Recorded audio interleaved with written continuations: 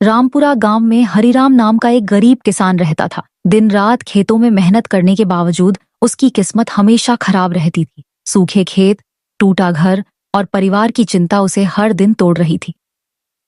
गौरी बड़े उदास मन से बोली, क्या हमारी जिंदगी कभी बदलेगी हरिराम? भगवान पर भरोसा रखो गौरी, मेहनत कभी बेकार नहीं जाएगी।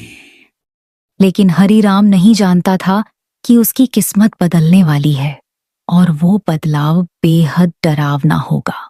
एक दिन खेतों के पास जंगल में भटकते हुए हरिराम को झाड़ियों के पीछे एक पुराना कुआं मिला। कुएं के आसपास अजीब ठंडक थी और अंदर से फुसफुसाहट सुनाई दे रही थी।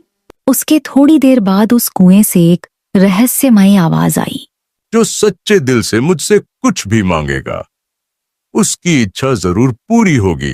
हरिराम यह सब सुनकर आश्चर्यचकित हो गया।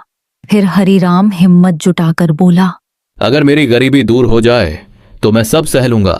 हरिराम बस इतना ही बोल पाए और अचानक कुएं से नीली रोशनी निकली और सब कुछ बदल गया।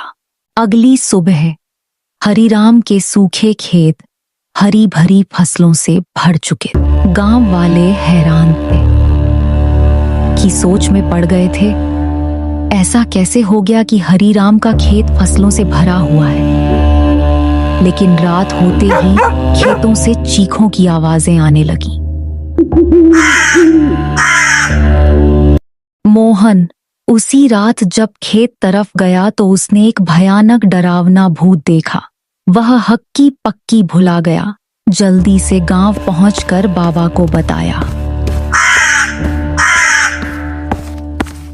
बाबा, मैंने खेत में एक काला साया देखा, वह बहुत डरावना है। गौरी ये सब सुनकर बहुत भयभीत हो गई और बोलने लगी, ये दौलत सामान्य नहीं है हरिराम, कुछ बहुत गलत है। हरिराम को एहसास हुआ कुएं ने सिर्फ मदद नहीं की, कुछ बदले में मांगा भी है। हरिराम रात में फिर कुएं के पास पहुंचा। तभी कुएं से एक डरावनी आत्मा बाहर आई और हरिराम से कहने लगी, इच्छा की कीमत होती है, अब तुम्हें अपनी सबसे प्यारी चीज देनी होगी।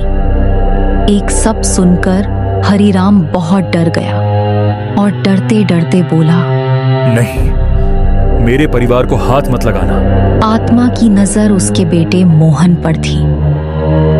फिर क्या, आत्मा गायब हो गई और हरिराम, उसका बेटा मोहन घर चले गए। अब यही से शुरू होता है अंतिम संघर्ष। एक रात मोहन अचानक गायब हो गया। उसने देखा तो बिस्तर पर मोहन गायब था। हरिराम अपनी पत्नी को बिना बताए उस रहस्यमयी कुएं की तरफ चल दिया। पत्नी यह सब देख रही थी और हरिराम के पीछे चल पड़ी। हरिराम दौड़ता हुआ कुएं तक पहुंचा।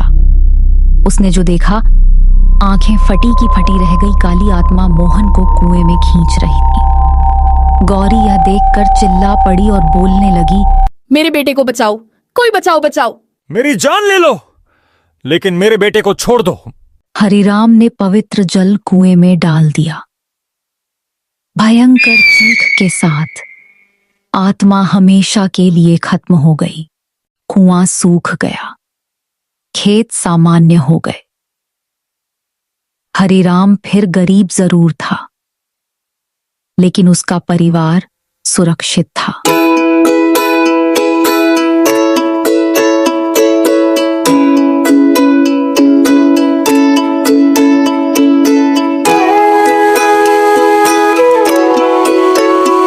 हरिराम को यह सीख मिल गई और अपने परिवार को समझाने लगा, मेहनत की कमाई सबसे बड़ी दौलत है, लालच कभी मत करना मोहन बेटा। और उस दिन के बाद गांव में किसी ने उस जादुई कुएं की ओर देखने की हिम्मत नहीं की।